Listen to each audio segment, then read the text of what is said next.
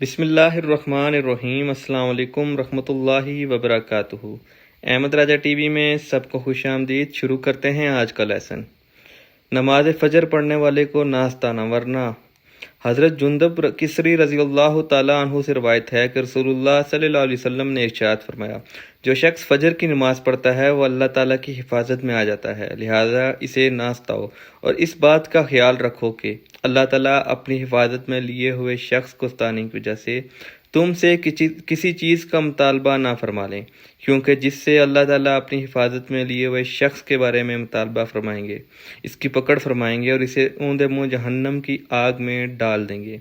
مسلم رقم کی حدیث نمبر 1494 ہے۔ اللہ تعالیٰ کے حضور درخواست ہے کہ ہمیں اس حدیث پر عمل کرنے کی توفیق عطا فرمائیں، اور اس کے ساتھ ہی میرے چینل احمد راجہ کو اگر ابھی تک سبسکرائب نہیں کیا تو میرے چینل کو سبسکرائب کریں اور بیل آئیکن پہ کلک کریں۔ شکریہ۔